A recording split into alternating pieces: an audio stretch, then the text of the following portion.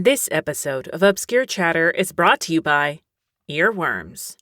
Love me, say that you love me, fool me, go on and fool me. And now, on to the episode. Welcome to another episode of Obscure Chatter. I'm your host, Terri Doty. If this is your first time listening, welcome. And if it isn't, welcome back.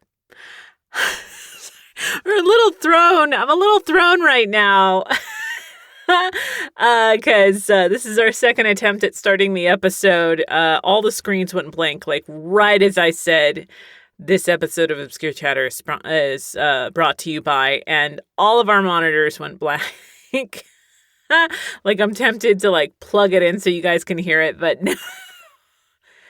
Yeah, sorry.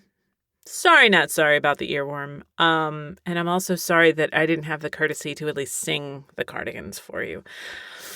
It's been a weird day. So, I'm especially sorry because, sorry, not sorry because I was going to make that like multiple songs in a row. And then I'm like, is it funny or just like annoying as fuck? And I assumed annoying as fuck.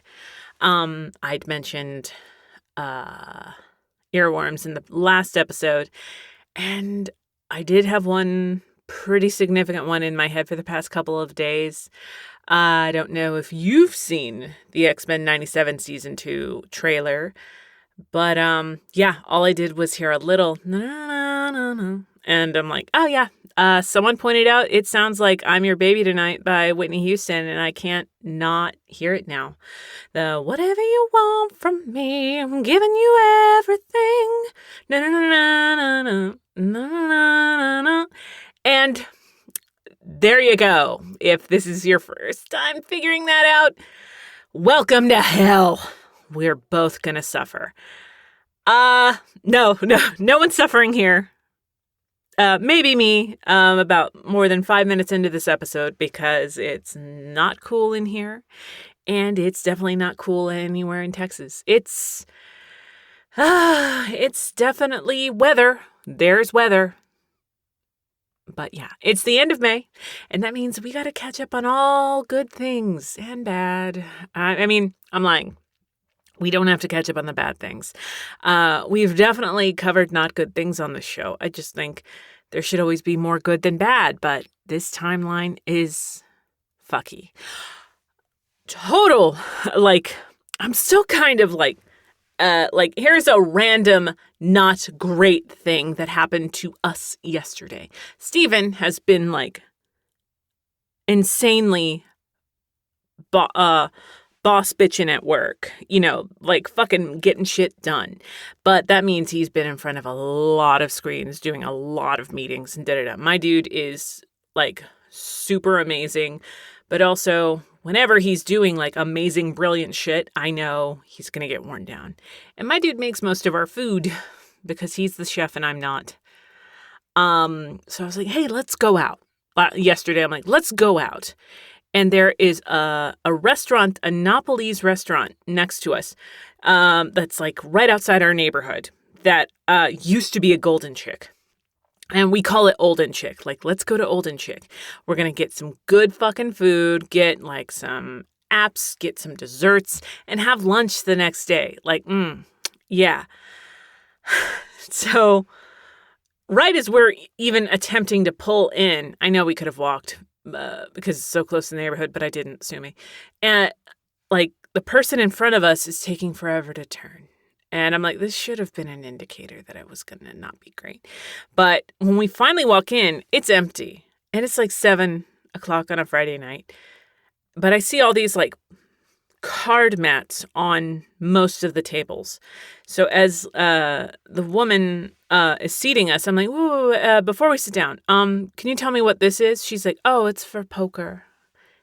And I'm like, what? She's like, yeah, we're doing a big poker thing. I'm like, maybe post something on the door about that. So as much as I really wanted to just eat, I'm like, no, I'm not doing this. I'm not dealing with poker guys on a Friday night when I'm just trying to eat a little too much, get home and rewatch Hacks. I'm not doing it. But, so Steven and I got into the car and then just like sat there like in like freeze for at least 5 minutes. And I'm like, no, wait, there's another Napoli's place. Just a little up the road, and we haven't tried it yet. We've always wanted to try it. So we get there, and the music is blaring, and it's like fucking like Selena Gomez, just bom, bom, bom. Like my ears are ringing. I am very hard of hearing on my right side. I've lost some of my hearing on that side. And it's just my ears are ringing like I'm in the fucking club, but not a club that I would want to go to. And there's no customers there. So I'm like, maybe we can eventually ask them to turn it down. It's probably like a restaurant trick where you turn up the music when a lot of people aren't in there to make it seem like a lot of people are in there. And then they do the thing that this might be boomer sounding. I don't care. I'm a millennial and I like a tangible menu. But she's like, yeah, and then you just scan that, the QR code, and I'll take you to the menu. It's not a deal breaker, but if you're going to do the QR code, you better have good fucking available internet. And they didn't. Nothing was loading. So I'm like, first, Steven finally is the one to do it. Goes and asks them to turn it down and asks for a physical menu. And she's like, oh, no, that's all we have. Sorry. Like, she might have been shouting. And it's just that fucking loud. I don't know. But we left and then froze in that parking lot. I'm like, can we just go to our halal place? Like, I don't think Napoli's is going to happen. I don't think Napoli's food's going to happen. So we went to our go-to halal market that also has a restaurant. Even if you get there a little bit after the restaurant closes, the market's still open. And they have a little, like, stay warm area of stuff that they still have available. So we bought out the rest of their stuff.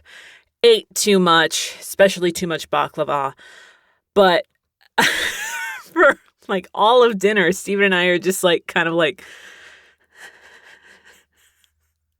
So that was a not good thing, but a very not harmful thing. But I was just like, this is kind of like, I don't know, like laughable. Like a laughable, like, is this really happening? You know, where you kind of like consider like, am I being like punked or something? Anyways, I don't know.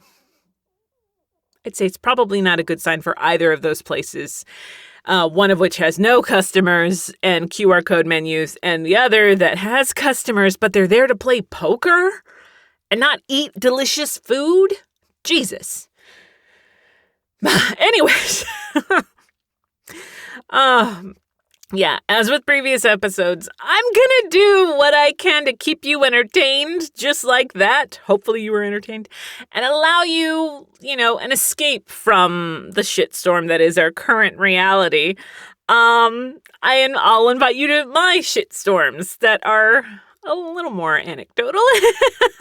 But yeah, like I said, we're in the sound booth again. The weather is not great, but you just deal with the sweaty boobs and you move on. Oh shit. Let me check. My notifications are off because I'm in the middle of 2 daily games on chess.com.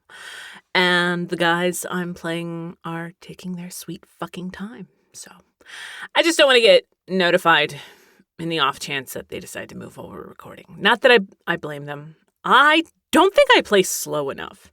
So even my virtual coach is like, hey, it's chess. Calm the fuck down. And I'm like, no, what if they get mad at me for not moving fast enough? No, that's not how chess works. Unless it's a timed game. But yeah, playing a lot of chess right now. Even took advantage of a holiday deal that just ended to just play online. Did the diamond option. Got a whole year of like all their stuff, which includes like lessons, puzzles, daily games, blah, blah, blah. All for $60 a year. Not bad. That if I'm mentioning something, it's because I'm actually using it. There are nobody's pay. Chess.com is not paying me to say anything.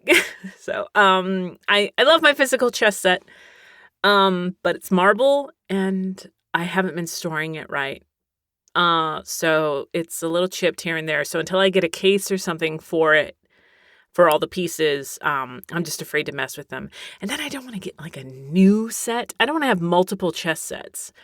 I collect a lot of stuff, but I just don't want to, I don't think I have room to like start collecting a lot of chess pieces.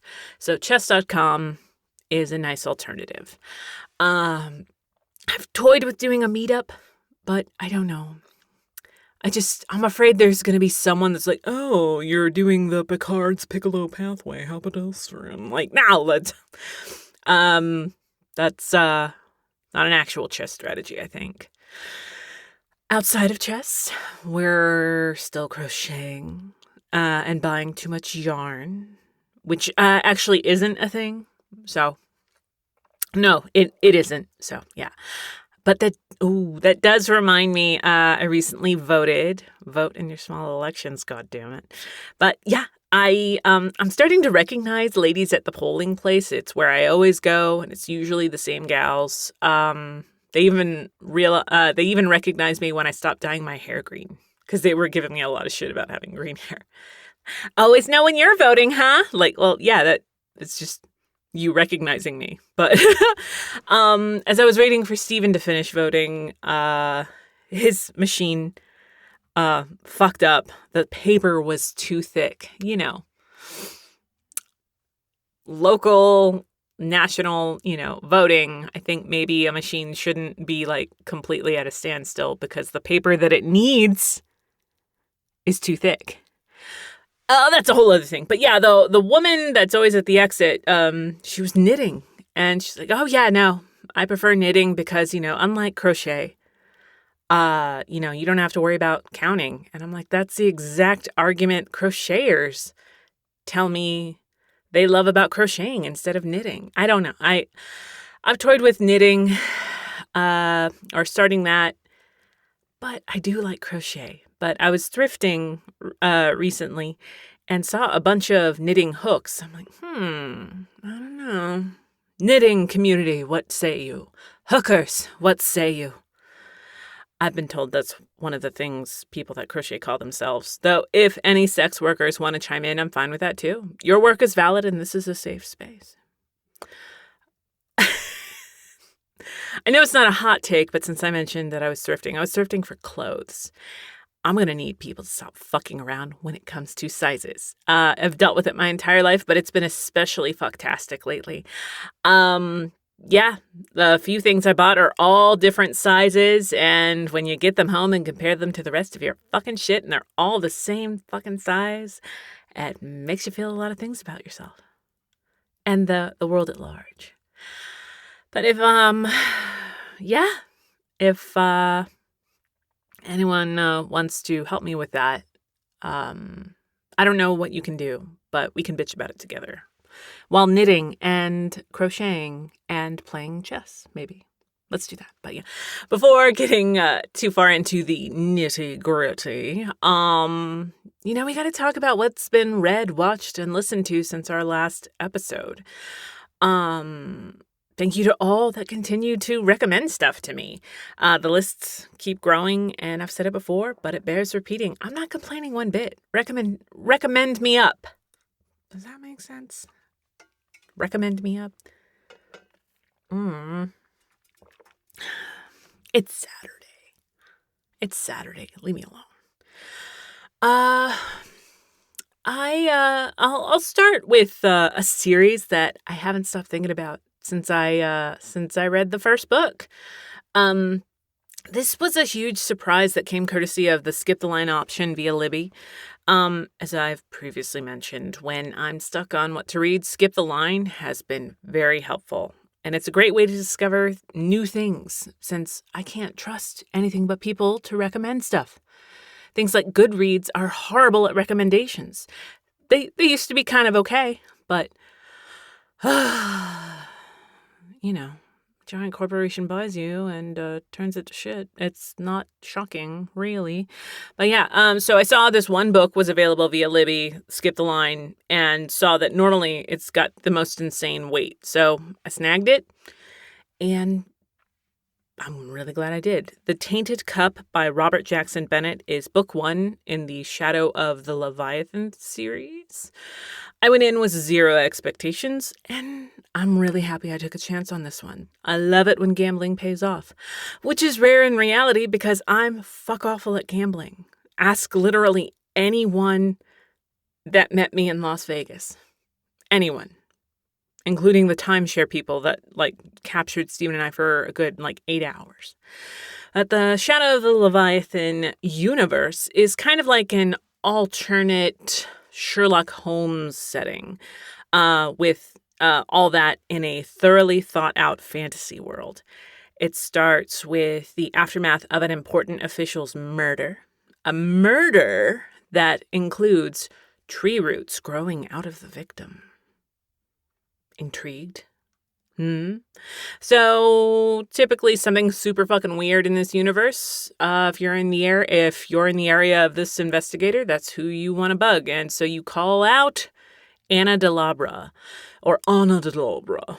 She's the Sherlock Holmes character. She's fucking brilliant, but off-putting to literally everyone she encounters. Anna doesn't mince words, doesn't care. She makes people uncomfortable. I laughed so much at pretty much any time she had a little quip. And I found myself just getting hyped anytime you, saw her, piecing shit together. And when I say she's off-putting to people, this includes her newly assigned assistant, Dinius Call. He's our John Watson character. He's who we're getting the story from. So Dinius, or Din, is called an engraver, and he can magically alter his brain to remember anything and everything. This works out well because Anna is kind of a shut-in. She just gets overwhelmed a lot. She even wears a blindfold over her eyes when she's out in the world. These are very complex characters and in a very fucked up world. I really can't get into too much detail beyond that because of how intricate and vast this whole thing is. And I snagged up the book 2, A Drop of Corruption, right after. Book 2 is just as good as the first book. Again, I'm trying to think of something I can tell you, but now, check out samples. You might dig these. I talked them up a lot to Steven and seeing if he'll get into them, but we read different stuff sometimes. Sometimes we're really on the same page, and other times it's I see why you like this, but Or I love when I'm like, hey, did you finish this book? And he's like, no, did you? I'm like, no. But I think it would hurt sometimes if it's a book I really love and he's like, hey, so, I don't know. But I'm trying to track down physical copies of Tainted Cup and Drop of Corruption, but the prices of these books are hard to swallow. So I'm hoping to find better luck if I see them in person. There is a third book coming out in August called A Trade of Blood. So I'm ready. Let's go. Let's go. Let's go. Let's do it. For a second there, after I finished 1 and 2, I considered reading other books by Robert Jackson Bennett, but I determined after reading a sample of one of his other series that I'm going to need heavy breathers or palate cleansers between them. So I haven't checked out anything else yet, but I really like his writing style a lot. And I can't believe it never came up for me. I don't know. Bless you, Libby. Bless you. A book I thought I'd read before, but apparently I haven't, was Christine by Stephen King. Just a little obscure author no one's ever heard of. As I'm wearing a Ramones shirt, who I got into because of watching Pet Sematary, which was written by somebody. Who knows? I don't even know why I'm bringing it up. But yeah, I'm a big fan of the movie Christine. What John Carpenter and his team did is nothing short of amazing. After having read Christine, it's interesting what was changed from the original story for the movie. I think those changes were for the better. There's little gripes I have here and there, but that happens with Stephen King sometimes. I also tried to read The Long Walk, but I just did not finish. Like, I get it. Boys are horny. God damn. Ugh. But yeah. For those unfamiliar with Christine, there's Arnie, who is a nerdy kid that buys a car he feels drawn to. And his best friend Dennis warns him not to waste his money on it. His family doesn't want him to buy the car, but Arnie can't fight this feeling Christine gives him. Madness and mayhem ensue. I enjoyed the friendship between Dennis and Arnie. And there's a heart to it. I'd like to give the movie a rewatch soon and kind of like compare a little bit more. I will say that there's a less like possessed, haunted car aspect to the movie, but it made sense for the book. And then there's a book I did not finish, but I returned to.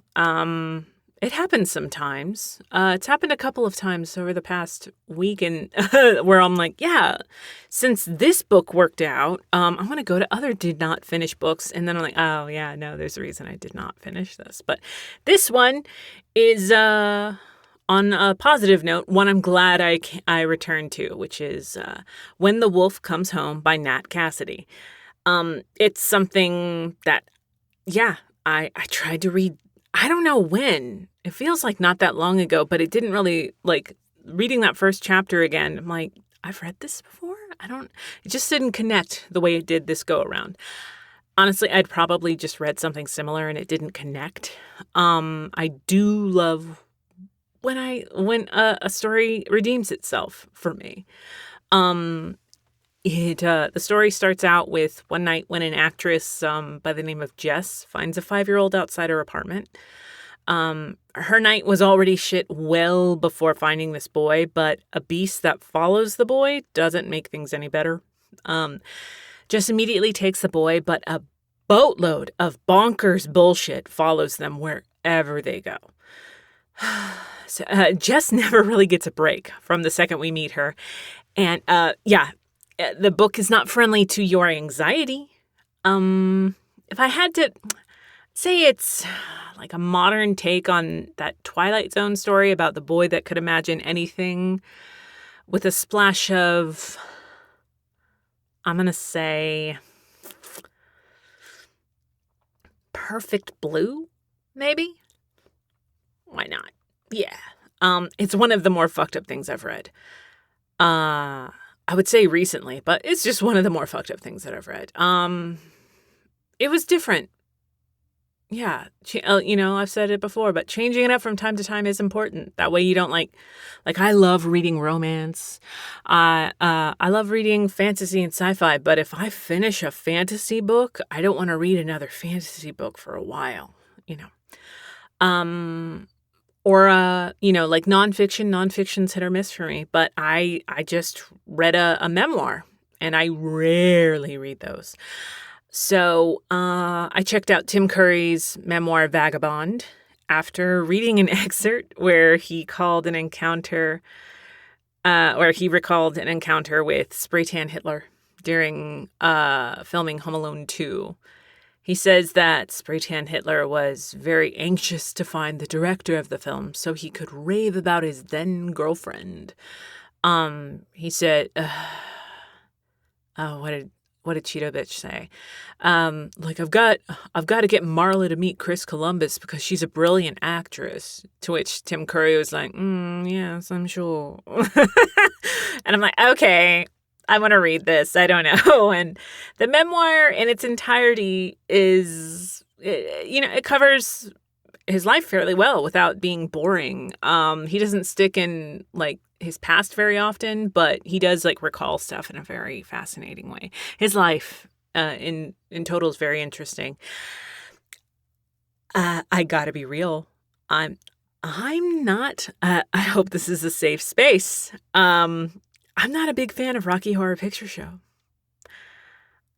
I think that shocks people, especially if they know I'm a drama dork. It's just never truly connected with me.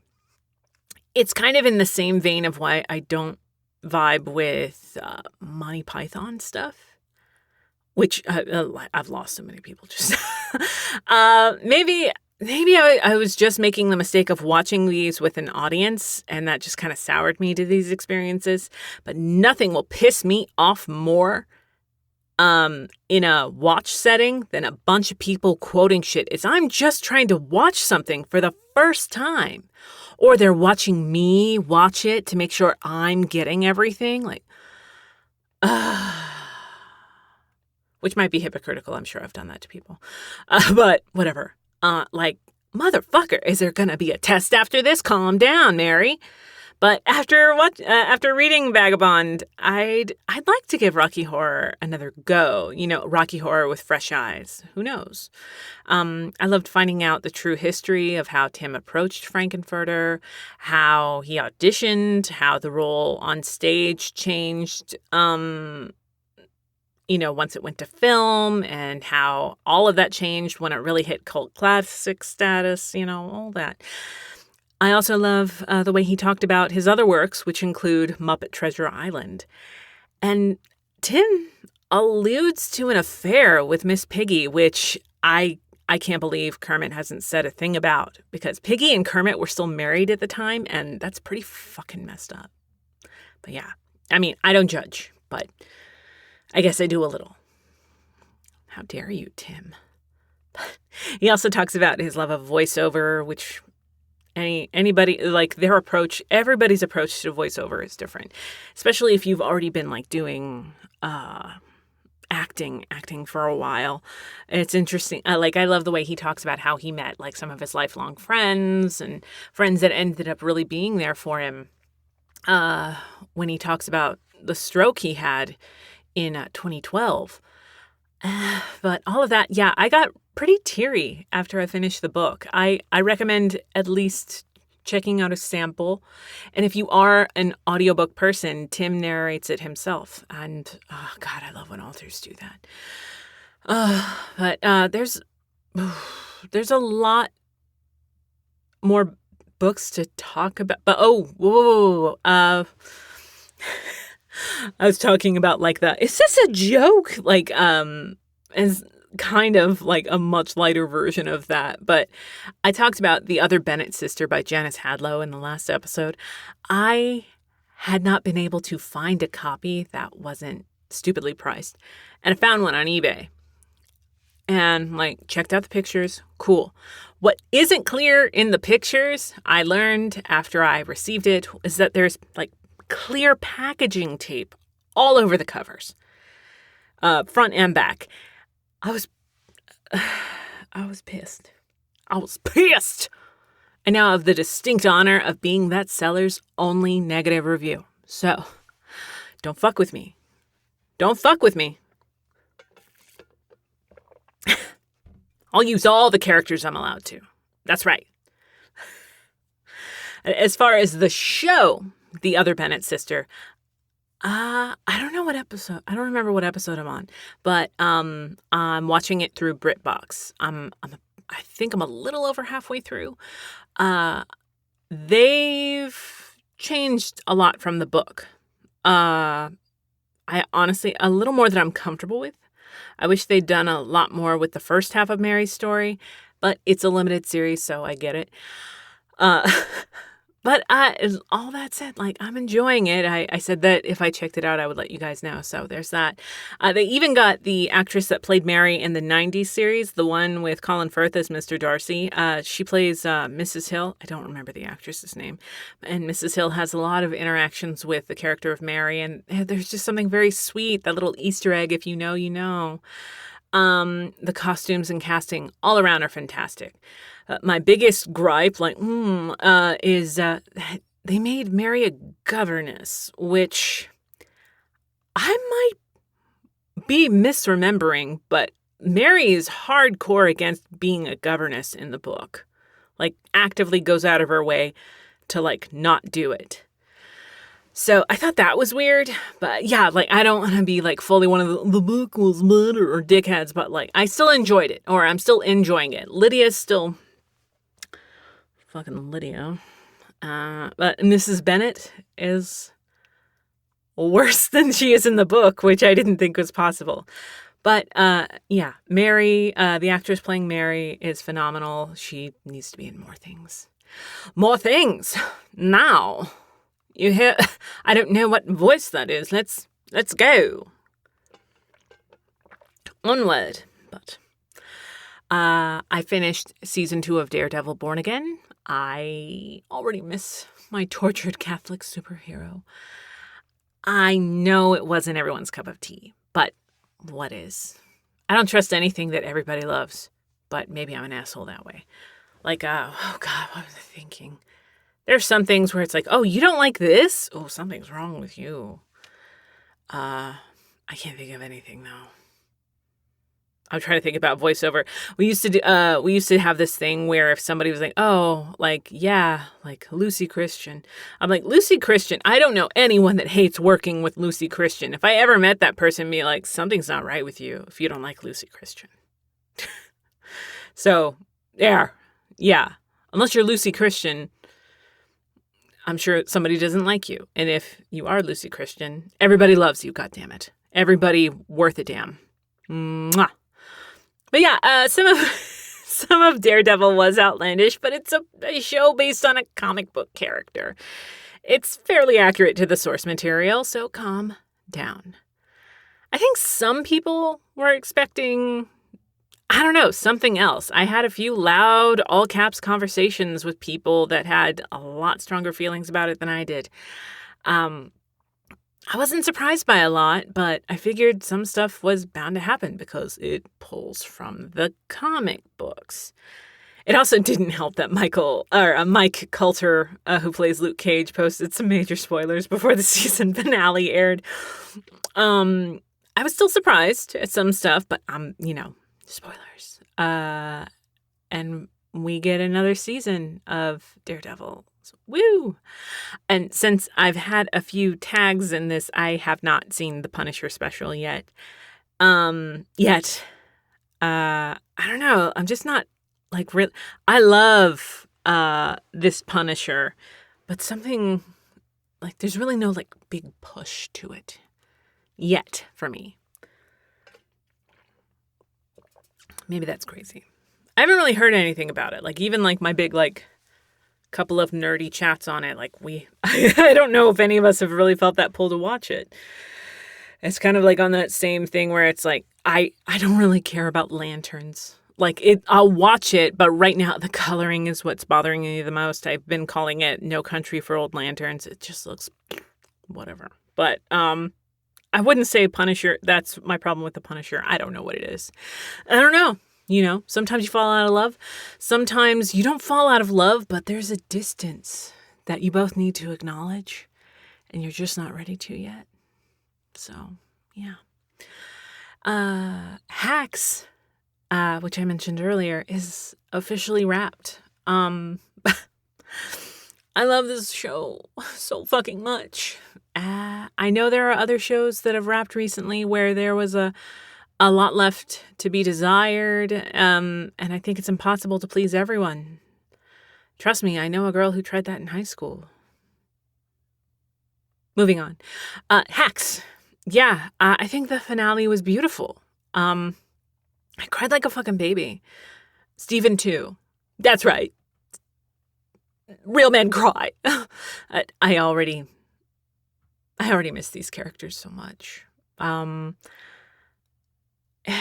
I also like that they didn't like stretch Hacks out for like 10 plus seasons. Sometimes it's just nice to leave, like, when the story can really wrap up.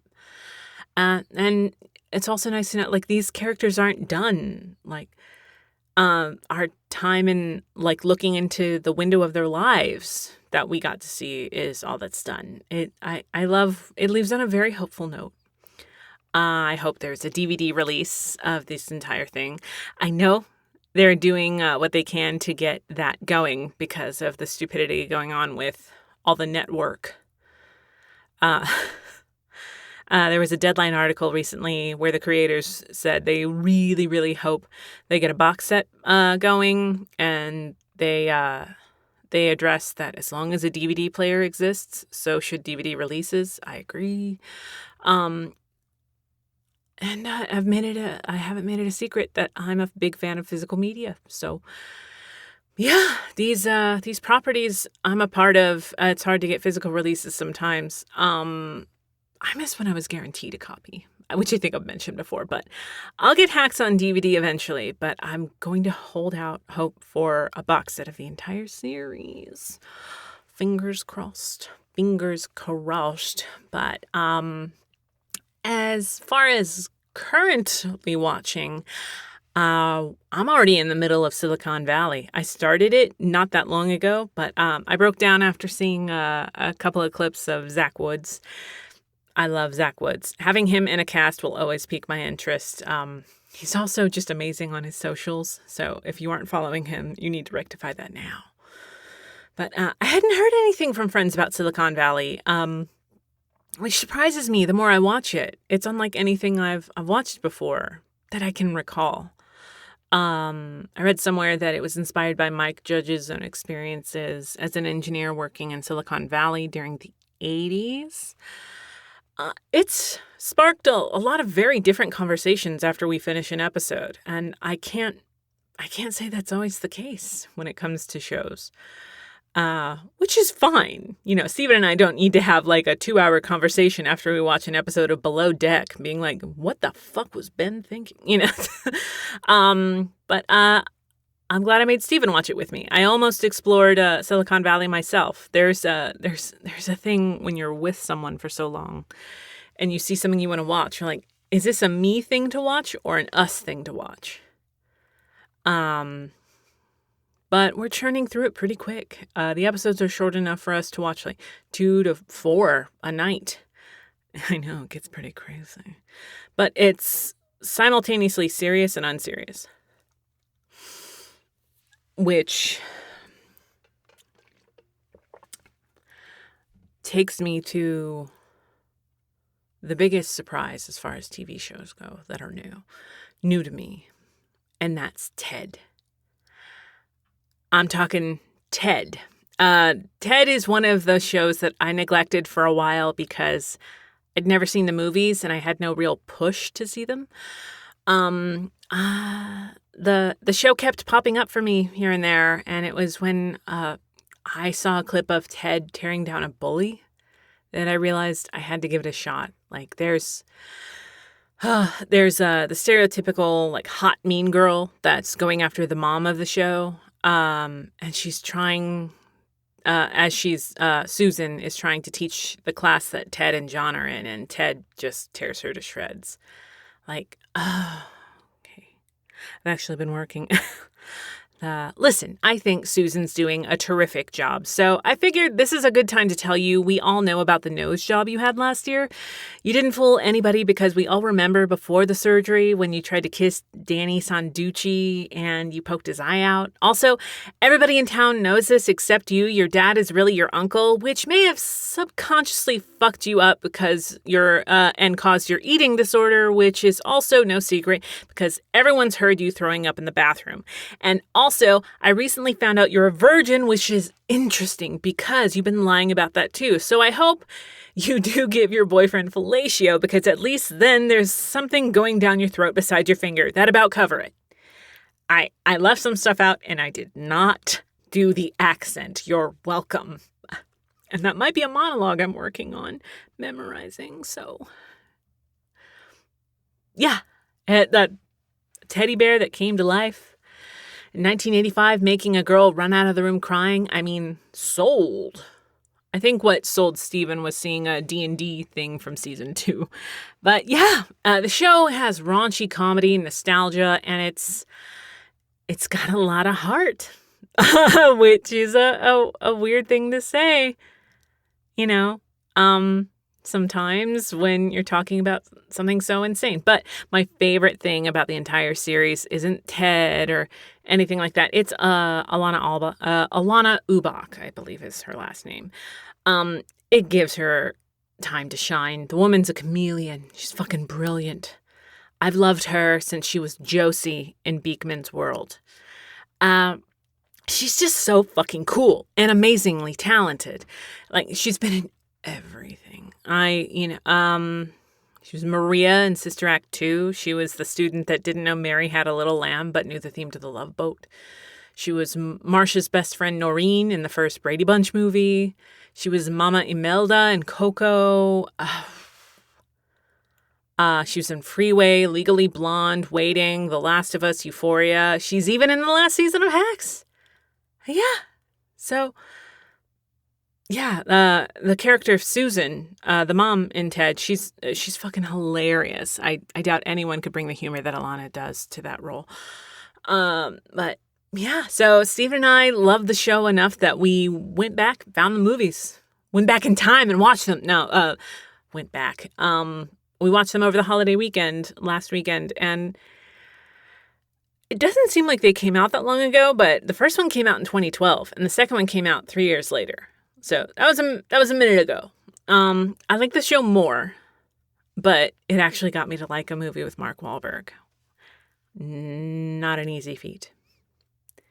Not an easy feat at all.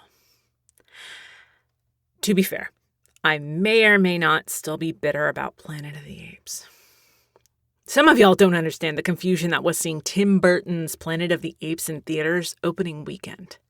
None of us were prepared for that. That was one of the few times where when the lights went up as the credits start rolling, I completely empathized with someone I'd never met. My friend Casey and I stood at the same time as this guy a few rows ahead of us, and the guy turned to us and just shook his head. And Casey was like, I know, man. And I said, it's going to be okay. And the guy said, no, it isn't. It was that fucking bad. But the Ted movies were fun. It's interesting to have seen the show Ted, because the way they incorporate and animate Ted is much more streamlined in the show. The movies are fucking funny, but the show, again, there's that heart, which is a weird thing to talk about when you're referencing a show with a teddy bear that fucks, a dad that lives for saying offensive shit, and a whole lot of smoking weed.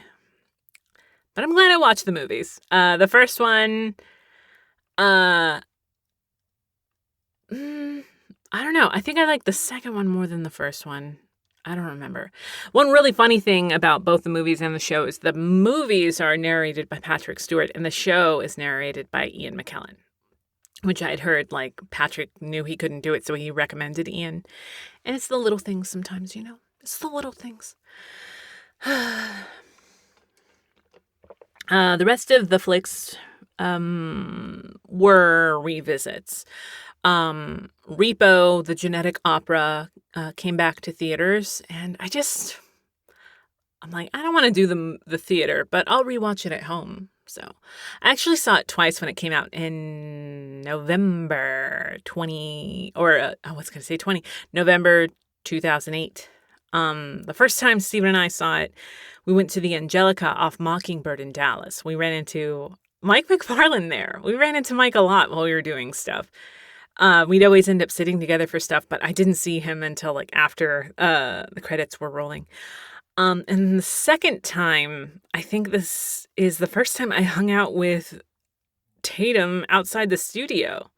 Like, I shared the trailer on his MySpace page. Time, you motherfucker. But I really don't know if he liked the movie. He and Joshua pretended to, at least, so that's something. It's a fun movie for those of us that see ourselves as other. And that probably leads someone to be like, okay, so you like this, but you don't like Rocky Horror? What the fuck is wrong with you? And I'd argue a lot. We don't have that kind of time for me to list shit. But the Repo soundtrack was a warm-up there for a long time. Pretty much any Anthony Stewart Head song. Easy win. Love him. I lost my copy of the soundtrack, so I should find that. And then the other revisit was The Craft. The Craft just turned 30 this year. It's such an important movie. I've attempted to see the sequel or reboot or whatever the fuck you want to call it, but no thank you. It's fine on its own. More than fine, actually. I guess you could say, you could throw it in there like with Repo. It's definitely geared toward other. It's one of the reasons I think I really started exploring different religions and just spirituality in general. And the soundtrack is amazing. It's what got me into Letters to Cleo. I did a whole lip sync performance to their cover of Dangerous Type with my friends Emmanuel and Danielle. And I'm sure it would be amazing even now.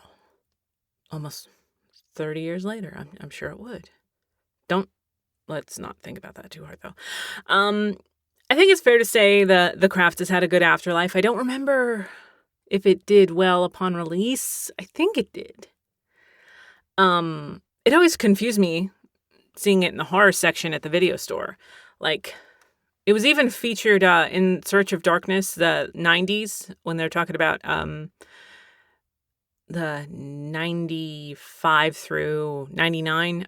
They bring it up, and I'm like, maybe I'm just dead to what some people consider horror. Like, it deals with the occult and witchcraft, sure, but I just don't think horror when I watch it. Maybe I'm messed up. Maybe I won't think about that too much. But music that's been in heavy rotation this month includes Two Cellos. I've been a fan of theirs since their cover of AC/DC's Thunderstruck. But I'm a huge sucker for their Hysteria cover, Muse's Hysteria. I think they stopped officially doing stuff together years ago. But I never got to see them live. That would have been fun live. Another revisit is Lindsey Stirling, especially her Shatter Me album. My favorite track is Master of Tides. And I'm listening to, as I get ready for the Vampire Lestat, I'm listening to a lot of Vampire Lestat. There are a couple of new singles. My favorite is called Butterscotch Bitch. The new season of the show is almost here. And I'm going to be absolutely insufferable when it starts airing. Newish music to me is Kevin Key. He kept popping up for me under the Terri station. And yeah, Steven's tried to get me into him before, but it connected this time. Steven and I have been together almost 20 years, and it's like, hey! I'm still hit or miss on Skinny Puppy, but I'm listening to them more. And Kevin is a founding member of Skinny Puppy. When Skinny Puppy broke up, he went solo, started projects like the Tear Garden, Download, as well as his own stuff. Music for Cats is an album he made because he wondered what his cats would listen to. So it's been an interesting journey for the ears. I haven't checked out that album. Steven told me about that. If you're not new here, you know that I could go on about pretty much any media, but I'm going to stop there for now.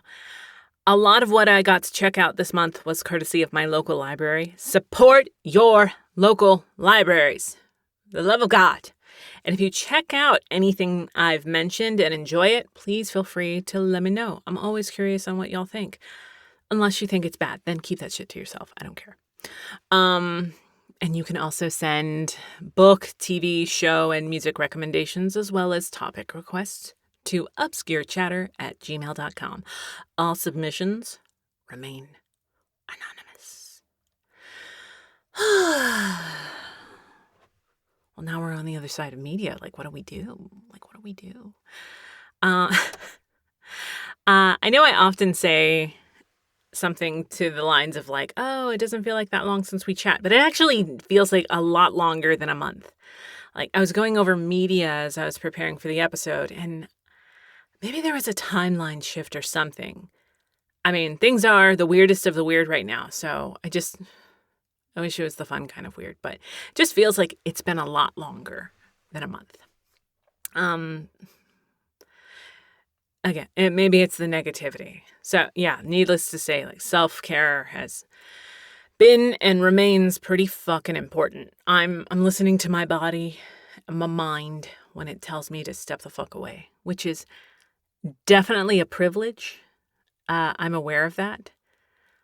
I'm donating my time and energy into a few things. Some of it behind the scenes, others more obvious, but it never feels like enough. So, you do what you can, and then you just try to be able to close your eyes at night.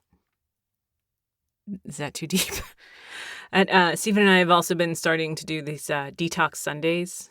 We pick a few things to focus on around the house, just turn on some music and just zone out, picking up and such. It's been nice. We've also been doing clay masks and eye masks. Those are fun to do together. Especially the new clay mask, which I think is from a product called Ancient Clay. I think that's the name. You mix it up yourself, and you can mix it with water or apple cider vinegar. And it's really quick. It tightens up so quick. Chemistry's fun. I like a chemistry element. I do need to relax. I need to relax more. I'm carrying a lot of tension in my shoulders. Even as I do this, I'm like, why? No. Like, I work out, I do yoga, I do cardio, and I think I need new pillows. But I loathe I loathe most shopping that isn't like something that is actively an interest of mine. Like, I don't know anybody that's like, oh, I love buying like 80 pillows. Like, I don't. If anyone wants to go pillow shopping for me, I can pay you in nothing. Absolutely fuck all nothing. And then I've been talking about, feeling like a grandma. Like, I need a masseuse. Or a massage therapist. Someone told me that masseuse has a seedy sound to it, which I don't think it does. I think if you hear masseuse and think of something untoward, that's on you, pervert. But why are massage therapists impossible to find without encountering like a bunch of lemons? I had one that I loved after getting a couple of duds, and then he left the place that I was going, and the studio refused to tell me where he went. I literally, like, when my shoulders are like the way they are now, I'm like, Robert! I'm pretty sure everyone thinks I'm having an affair with a guy named Robert. I don't know. Stephen knows who Robert is, and he'll give me a massage. He's like, I'm sorry, I'm not Robert. And I'm like, I am too. Thank you for acknowledging that you're not Robert.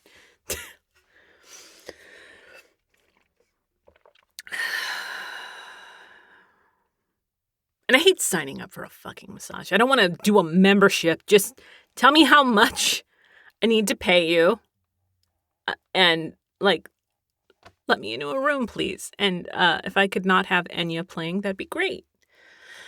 One thing that another kind of self-care thing is we returned to the Refuge Nature Center that we went to for Stephen's birthday. It was calling for another visit. Didn't seem like that long ago, but it had been like three months. So we picked up some sushi and had a little picnic before taking a hike. Weird food choice? I don't know. Do I regret having a mango tuna roll in the woods? No. Mind your business. I don't know why I'm so like, hey, you want to fight? There was a lot to see. I think we drove around just the last time. We drove around more than anything to get to see everything. And then we walked like this path to go to this like island last time where we actually actively went through the woods. This time. I'm so always like, are we going to get in trouble if we're not like on a sidewalk? Like if we're in a nature center, there aren't a lot of sidewalks. I'm like, you don't know. Someone's going to like pull up and be like, hey, get out of there. I don't know. But yeah, we went off the beaten path and it was a lot of fun. Like I got to geek about, I love seeing different rocks. I love seeing mushrooms. I was like taking photos of things and, being like, oh, it's this, like deer tracks. Oh, but one thing that made me laugh, maybe too much, was this family we encountered while we were deep in the woods. It was this dad, his wife, and 2 kids that were very, very sweaty. And so they saw us, and I was wearing, my hiking boots, and we had a backpack and everything. We looked like we actually knew what we were doing when one of us knew what we were doing, and the other was me. But the dad was like, excuse me, and we met up. He's like, we're trying to get back to this specific parking lot. Can you help us? And I confidently was like, oh yeah, you're going to make a left. You see this trail right here? You're going to make a left and then just a sharp right and just keep going and then you'll hit the parking lot. I was wrong. I was very, very wrong. About 10 minutes later, when Steven and I ended up in the parking lot that guy was trying to find, we looked around for 5 minutes before we moved to another area. We did not see them.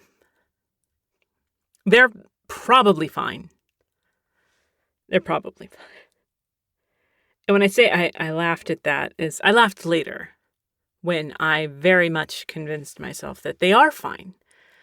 They're rangers and stuff. They're fine. They're fine. I check the news. They're fine. I convinced myself that I saw them on the way out.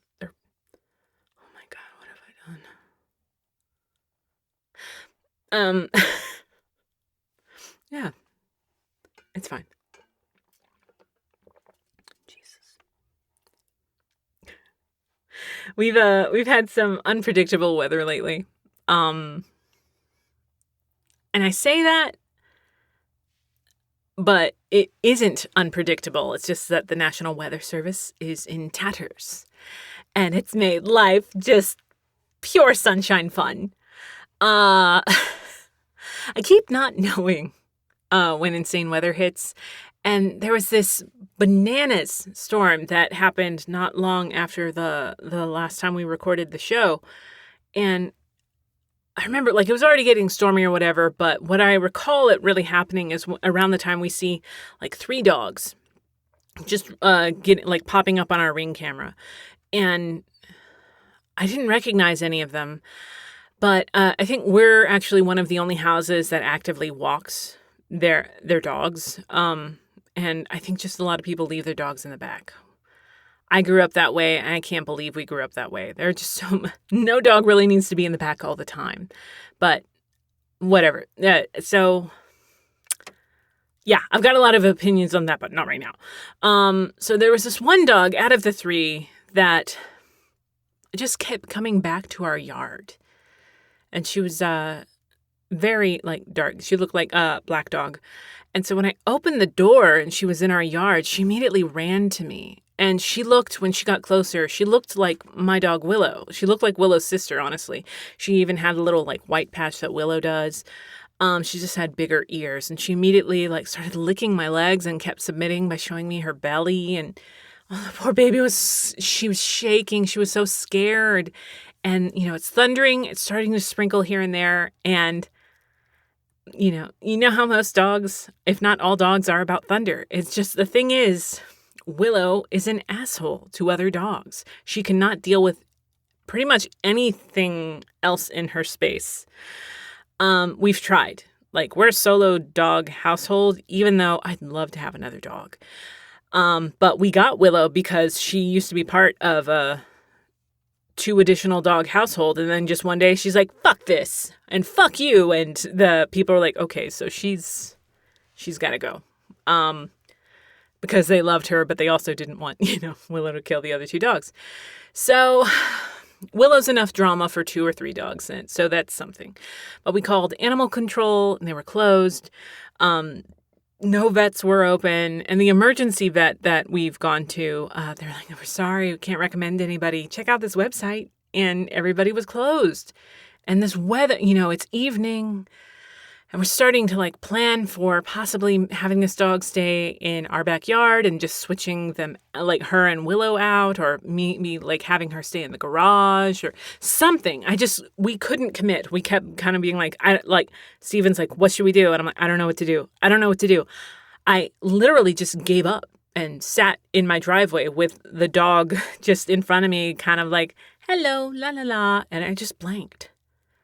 And Steven blanked, standing like over me. And we saw a neighbor across the way just kind of looking at us. And we like waved. And then they went back inside because they're preparing for the storm that's starting to get heavier and heavier. And then another neighbor of ours pulled into their driveway. And something told me this was one of their dogs. And Steven's just like, we don't know, da-da-da-da-da. And then about 5 minutes later, we start hearing, Nomi, Nomi, Nomi. Steven went over there and he's like, she yours? And this dude just is like, oh, thank you, bro. Da-da-da. And just started like bowing and like doing prayer hands. And Nomi just ran to them like, oh, hey. And I'm, I was like, oh, thank God. Our neighbor from across the way is like, woo! Like, you weren't helpful, dude. Get out of here. But I'm so glad that we waited. Like, you were supposed to stay there. That's good karma. Good karma's going to come back. Oh, yeah. And then the storm really hit. Having lived in Texas for most of my life, I can't say that the weather has ever been as unpredictable as it is now. Like I've said before, it's just different.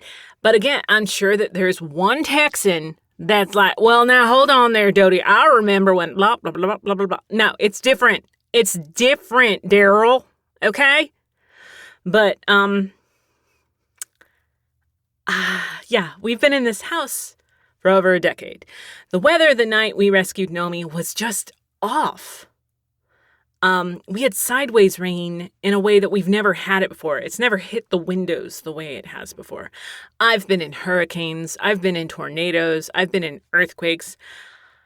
I wasn't really scared, just mostly annoyed. Like, hey, my house was built in the 60s, and I'm pretty sure the windows have never been changed out, which is why we occasionally get some rain through the windows.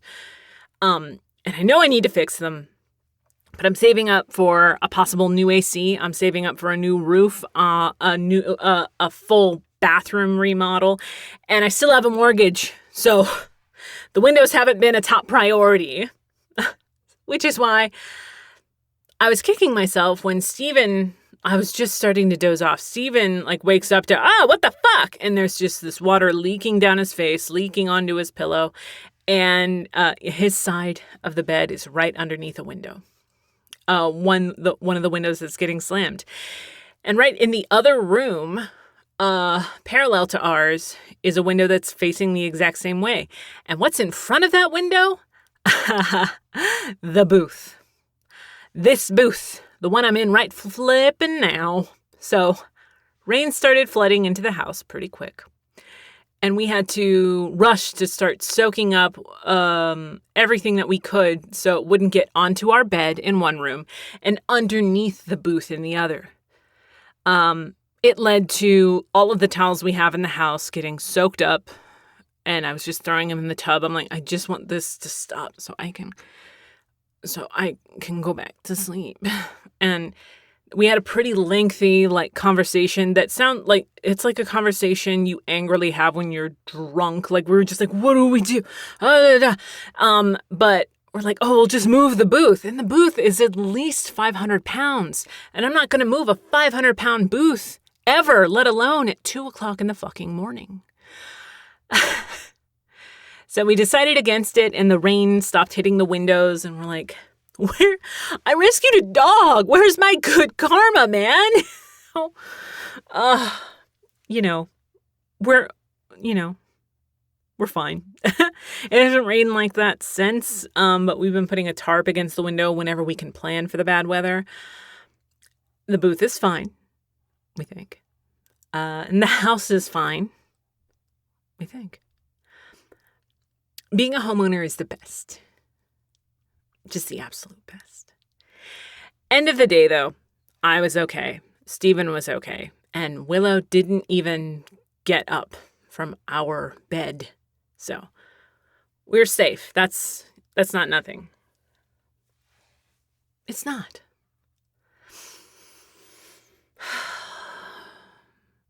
Next month is going to be all about vacation living. Like Steven's taking 2 weeks off, and we've got our 17th wedding anniversary. I'm almost certain it's our 17th. Shut up. You don't remember. You're just as bad as me. It's the 17th. I'm thinking like 2009. Right. But we shared a random note of things that either of us want to do or both of us. And, we're going to try to do more hikes, hit a museum we haven't hit in the area yet. Oddly, I put on there that I want to go to IKEA. I've never been, and I just want to see what it's about.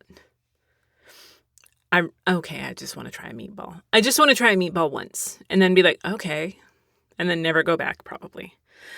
But who knows what we'll be discussing when we meet up at the end of June. How's it already almost June? I don't know. So, we're talking about next month. So, thank you so much for listening. I hope you've enjoyed yourselves. If you like what you hear, please give us a good review wherever you're listening and keep it legal, please. This show is free and we make no money from doing this. Like our sponsors, I don't know if you've caught on to this, if you're a regular here, they're not real. They give us no money. So anything not tapping into the RSS feed or being played through our official YouTube channel, Obscure Chatter, that is not supporting the podcast. And could also be feeding the dumb bitch beast that is AI. We're not fans of AI at Obscure Chatter. No, we are not. But yeah. So remember, you can always submit questions, requests, recommendations to obscurechatter@gmail.com. Everything is kept anonymous. So until next we meet again, read good shit, watch good shit, listen to good shit, don't be a shit, and don't watch Tim Burton's Planet of the Apes. Just don't fucking do it. It's not good.